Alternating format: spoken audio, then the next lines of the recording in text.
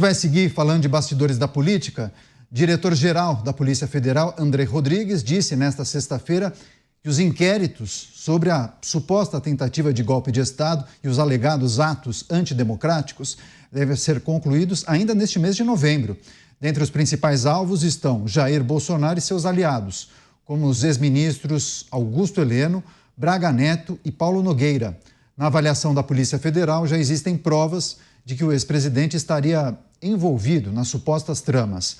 A avaliação dos próprios aliados de Bolsonaro é que a corporação pedirá o seu indiciamento e que há risco de prisão.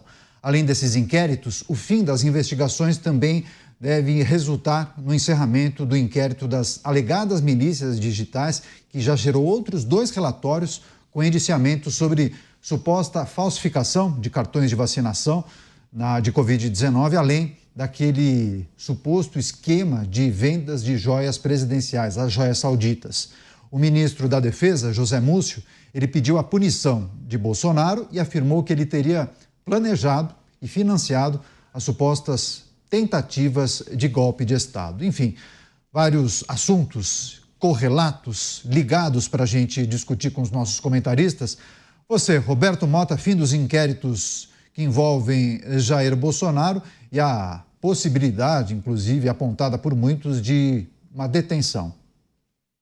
Candiato, é uma tarefa muito complicada procurar sentido em coisas que não fazem qualquer sentido. Por isso, eu vou me limitar aqui no meu comentário a citar 3 Jobins. O primeiro é Nelson Jobim, ex-presidente do Supremo, ex-presidente do TSE, ex-ministro da Defesa e ex-ministro da Justiça. Ele disse em uma entrevista recente: os atos de 8 de janeiro não foram tentativa de golpe de Estado ou de abolição do Estado Democrático de Direito. Para ele, o que houve foi um quebra-quebra, semelhante aos que já aconteceram no passado recente no país, promovidos por grupos de esquerda e extrema esquerda, e assim deveria ser tratado. Segundo ele, abre aspas, aquilo foi um problema de destruição do patrimônio público, fecha aspas. Segundo Jobim, o 8 de janeiro foi como, por exemplo, as manifestações violentas que ocorreram em frente ao Palácio dos Bandeirantes em 2013, em que manifestantes invadiram o palácio e arrancaram as portas. O segundo Jobim, que eu vou citar aqui, é o economista Pedro Jobim. Ele diz o seguinte, analisando o cenário: há um componente que ajuda a explicar a situação em que chegamos. Ele está se referindo aqui ao cenário de todo o Ocidente.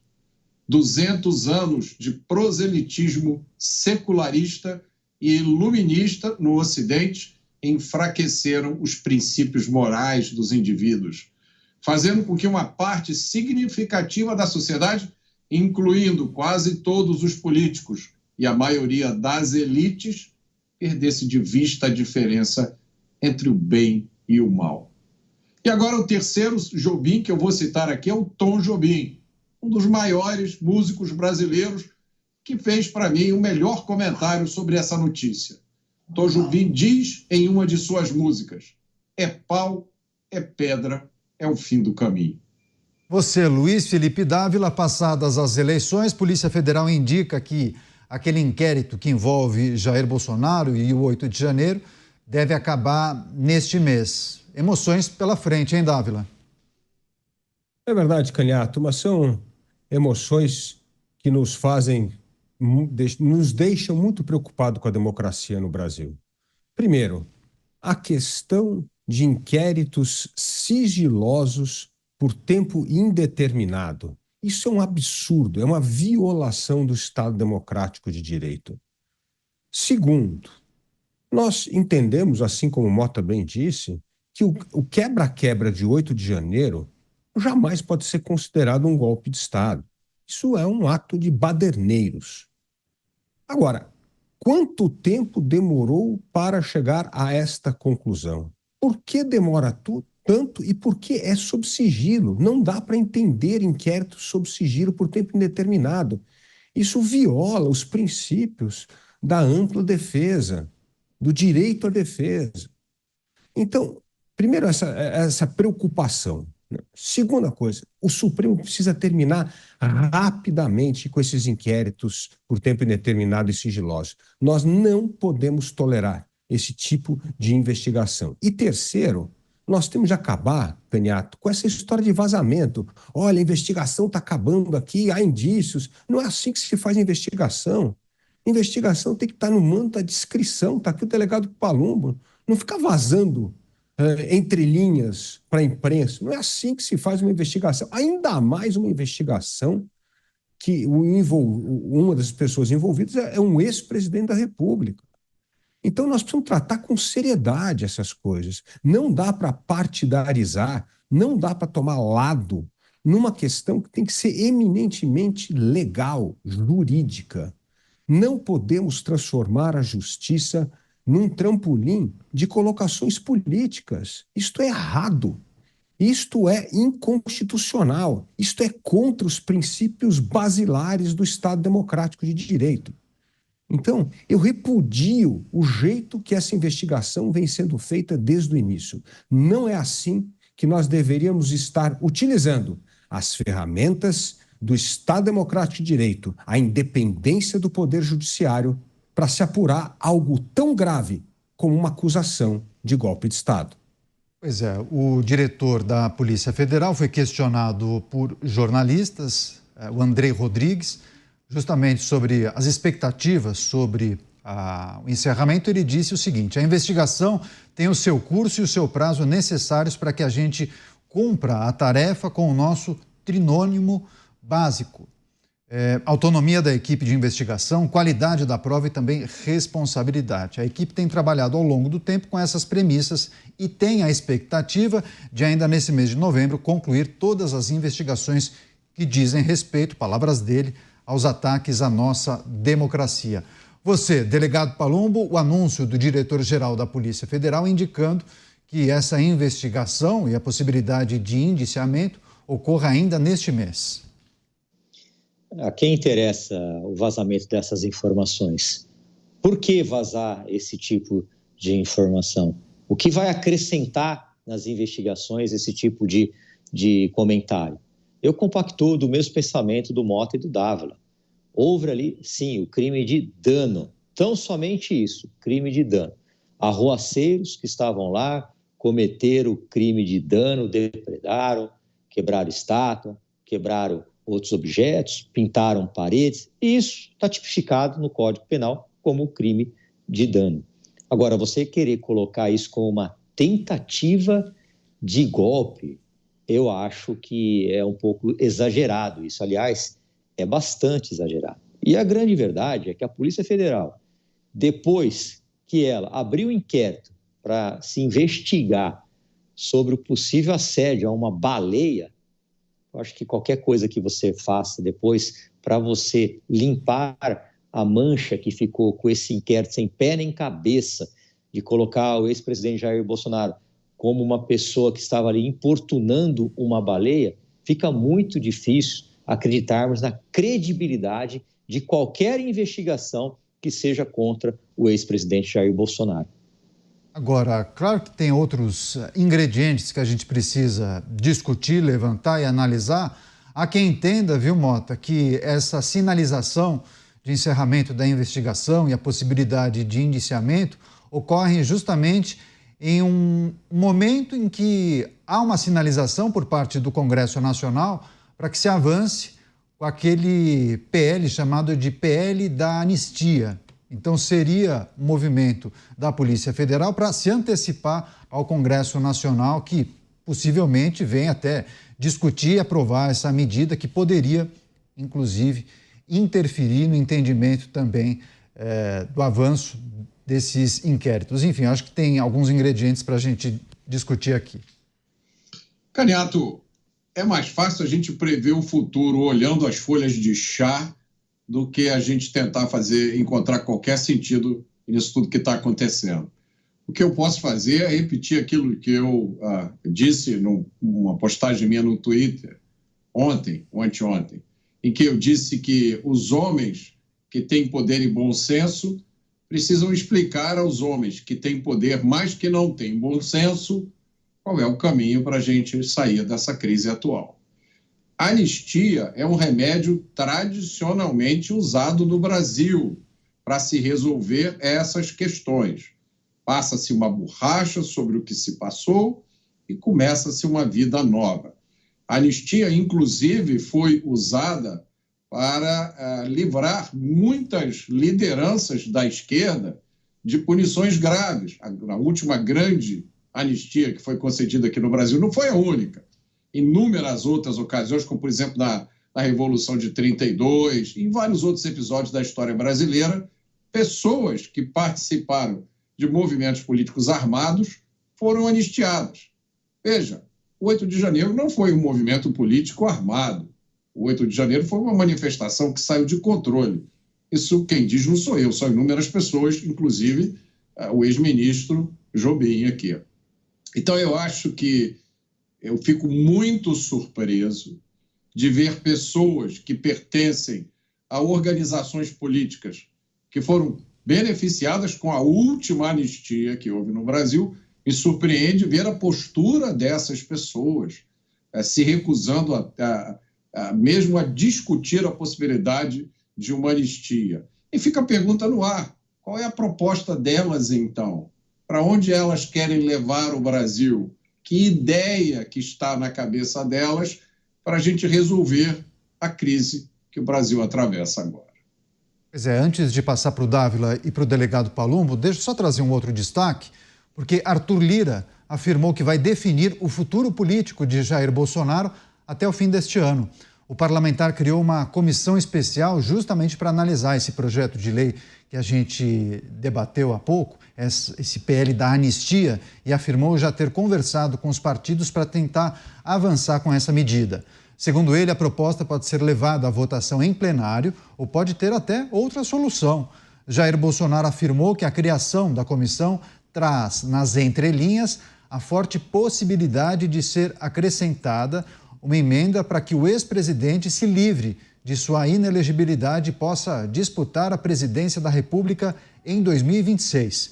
Lira, por sua vez, nega que exista qualquer tipo de acordo sobre o mérito atualmente. Bem, a gente vai analisar esse PL da anistia, a criação dessa comissão especial.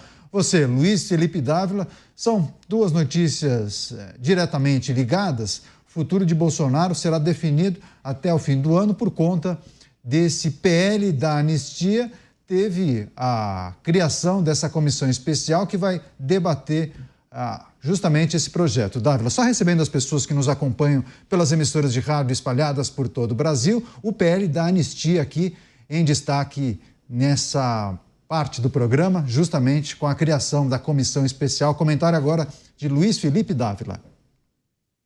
Caniato, pode até ser que Arthur Lira resolva essa questão do PL da anistia até o fim do seu mandato como presidente da Câmara. Mas certamente ele vai esperar esse resultado das investigações da Polícia Federal, da conclusão dos inquéritos.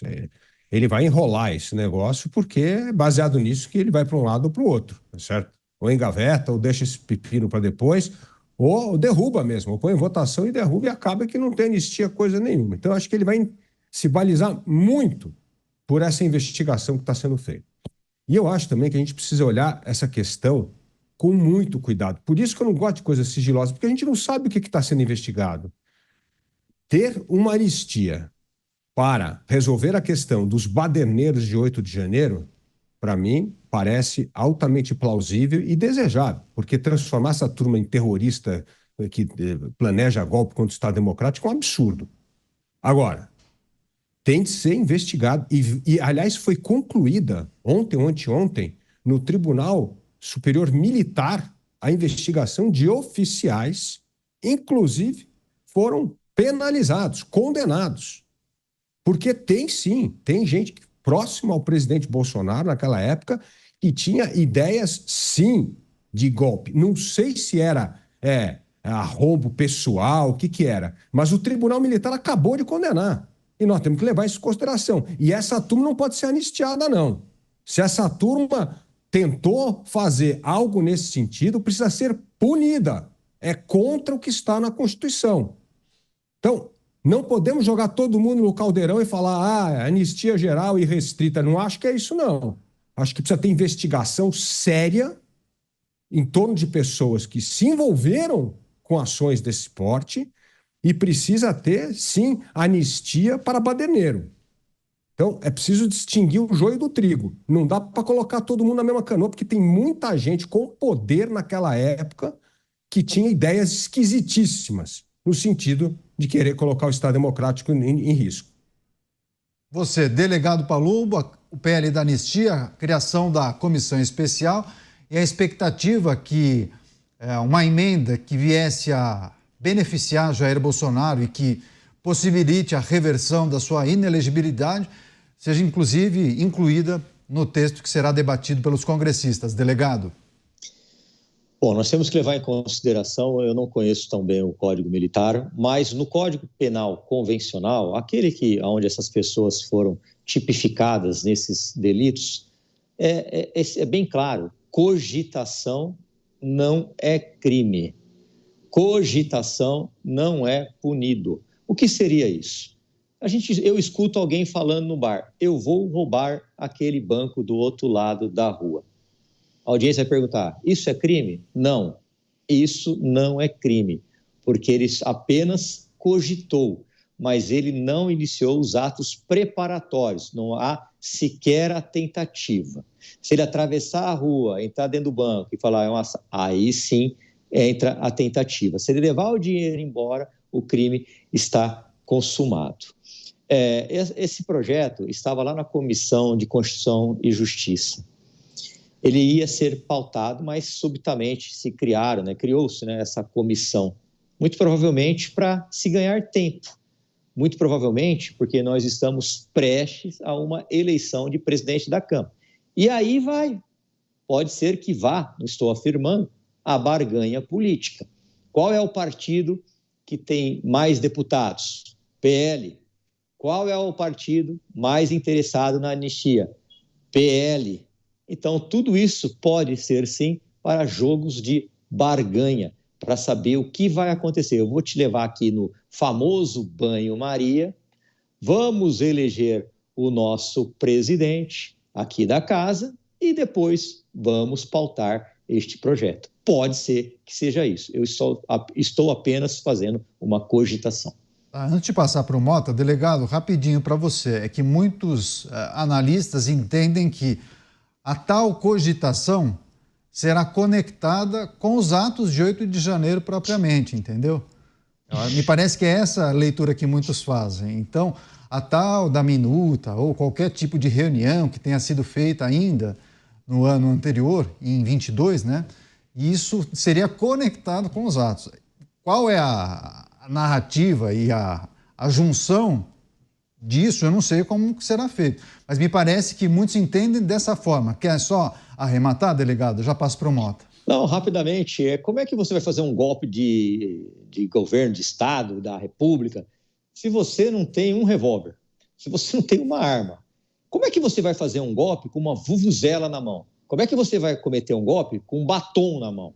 Então, é um bando de arruaceiro, tem que ser punido pelo crime de dano, responder pelo crime de dano. Não sou a favor de que eles não sejam punidos, mas não dessa forma desproporcional do jeito que está sendo colocado aí. Mota, PL da anistia, criação da comissão especial e a expectativa que um dispositivo seja incluído no texto original que poderia beneficiar o ex-presidente Jair Bolsonaro no que tange a sua inelegibilidade, a reversão dessa condição. Mota. Vamos andar por esse campo minado com muito cuidado. Como eu já disse aqui, eu acho a anistia uma alternativa muito razoável. Essa é a minha opinião e a opinião de muitos juristas conhecidos que dizem que o tratamento que foi dado aos manifestantes de 8 de janeiro foi absurdo. Nós vivemos num país onde um traficante perigoso, chefe de facção, sai pela porta da frente da prisão. A gente noticia aqui. Nós vivemos num país onde um sujeito atira na polícia, é preso e é solto no dia seguinte na audiência de custódia. Nós noticiamos aqui. A gente vive num país onde um ministro de Estado diz com orgulho que 50% dos criminosos presos em flagrante pela polícia são soltos no dia seguinte na audiência de custódia. Esse é o país onde nós vivemos. É um país onde muitos juristas ganham muito bem a vida defendendo uma coisa chamada garantismo penal. Essa é a ideia de que os direitos dos criminosos vêm antes de tudo. Você não pode fazer nada que fira um direito do criminoso, nem que seja imaginário esse direito. O criminoso tem que ser tratado com cafezinho e casaquinho, exceto quando se trata de um réu manifestante de direita. Aí tudo muda. Eu só queria lembrar duas coisas que, para mim, não podem ser esquecidas. E o delegado Palumbo se antecipou a mim no primeiro comentário. Ideia não é crime. Durante décadas, eu cresci ouvindo políticos, ativistas da esquerda radical dizendo coisas absurdas, defendendo ideias bizarras. Eu nunca vi nenhum deles ser punido por isso. E a segunda coisa que tem a ver com o comentário que o Dávila fez é que a anistia que foi dada à turma da esquerda, que se envolveu em umas coisas muito sérias, aquela anistia foi ampla, geral e irrestrita. É isso. Você, Luiz Felipe Dávila, quando o delegado Palumbo discorria e fazia a sua defesa, analisando justamente o dispositivo que trata da cogitação de crime, queria que você fez algum tipo de reação em desagrado àquelas defesas que indicam que qualquer tipo de reunião, tratativa, alguém que tenha aventado a possibilidade em 22, que não daria para conectar esses eventos com as manifestações propriamente do dia 8 de janeiro. Mas você compreende que muitos tentarão fazer essa defesa, né, Dávila? Essa defesa não tem nada a ver. Ela é uma defesa puramente de narrativa política. Por isso que eu sou favorável, sim, a um projeto de anistia para os baderneiros. Os baderneiros têm que ser julgados por dano ao patrimônio público. Mas condenar essas pessoas a 17 anos de cadeia, 15 anos de cadeia como terrorismo, como ato de terrorista contra o Estado, a ordem democrática e direito, isso é um absurdo, isso é um exagero descabido. E, no fundo, esse exagero, Caniato, descredencia a investigação profunda que tem que ser feita com aqueles que eram detentores de poder. Parte, eu vi lá da condenação dos militares, é por justamente quebra de hierarquia, delegado Palumbo, porque, na verdade, você estava dizendo que o seu chefe era um molengão que não estava se movimentando para dar golpe. Como é que é isso? Isso não existe. Então, eu entendo a postura, a colocação do jurídica que o delegado Palumbo está fazendo, que cogitação não pode ser considerada crime, mas eu acho que muda muito a situação quando você exerce um cargo importante, principalmente ligado à presidente da República. Não podemos aceitar conjecturas desse jeito. Uma coisa é você falar isso numa rede social, você não tem poder nenhum. Outra hora você está ocupando um cargo importante. Então, eu acho que isso tem uma diferença e isso precisa ser investigado. Eu acho que precisa ser investigado a fundo e se houver alguma prova mais cabal, essa pessoa precisa ser punida rigorosamente. E sou contra essa história de anistia irrestrita. Sou contra como foi dada lá atrás e sou contra agora. Acho que a anistia tem que ser dada para aqueles que foram injustiçados, como é o caso dos baderneiros. Mas precisa tomar muito cuidado. Não pode jogar todo mundo no mesmo caldeirão e falar agora é ampla, geral e restrita. Não. Se você ocupou um cargo público e teve alguma forma de cogitação em alguma aventura golpista, precisa ser punido severamente. Acho que não pode passar pano, não. Então, eu entendo a importância desse projeto, endosso esse projeto para livrar os baderneiros de ser tratado como terrorista de Estado, mas não acho que pode passar pano para aqueles que ocupavam cargo público importante na época e que poderiam, sim, se envolver de um jeito que ia além da cogitação. Então, me preocupa é quando você exerce um cargo público de poder e começa a cogitar coisa esquisita contra o Estado Democrático de Direito. É um assunto importante, é um assunto delicado, requer naturalmente todos os cuidados, cautela. A gente precisa ter acesso a todas as informações. Não é possível fazer uma análise com trechos, informações incompletas que são divulgadas. Claro que a gente vai seguir acompanhando essas movimentações e sempre vamos tratar disso aqui na programação da Jovem Pan e no programa Os Pingos nos Is.